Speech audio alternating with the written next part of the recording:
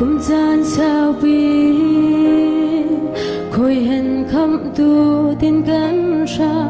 đi pan nak choang chung a har nak fa kan tuari be dong ban sang ngawin kan ta be si se lo boy perfect chinin kan bao san Jehovah Pathian kan umpi sham ko hallelujah amen lung ke quay in tha kan cha kan dây dòng vel te nam min thiang sun par nak sa si ter sham ko so chung lung bi koi pa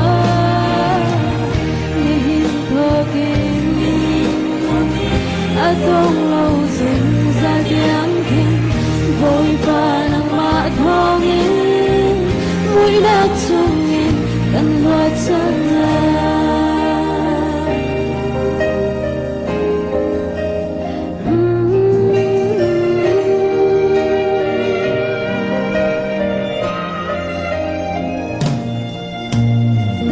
cần vel chung lấy rồi tuk phở tu an tâm xoay tan lạc hở qua ngã nông nông lạc thuần kịp lệ bùn xa đi riêng lạc gió an tâm si se lo boy perfect chinin kan hát chân kan loạt là ca si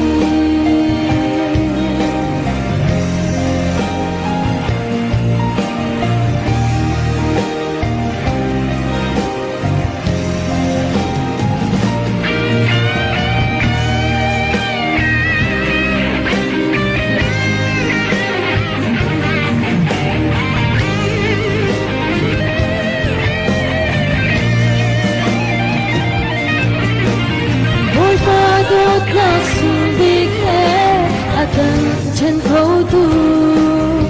dây mà lộng lâu hi bên lên đã cả hin cha ai sham lạc tem tor na akan tay ter tu kan tom mi gade bol pa sun par na ta an si Jehovah Pathian kan umpi sham ko hallelujah amen lung ke quay in tha kan cha kan dây dòng vel te nam thiang sun par na cha si ter sham ko so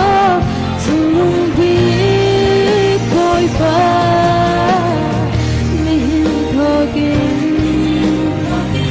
Adong lâu dừng ra tiếng kinh vội và nắng mạ thongin mũi đắc chung in kan loạt chân ngài hình thơ kinh Adong lâu dừng ra tiếng kinh vội và nắng mạ thongin mũi đắc chung in kan loạt chân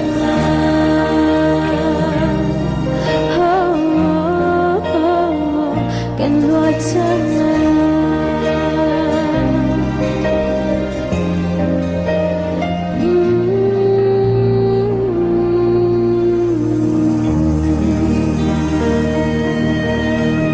Alle Tiere kan dil also mit Bad Fagen zwar ja sehr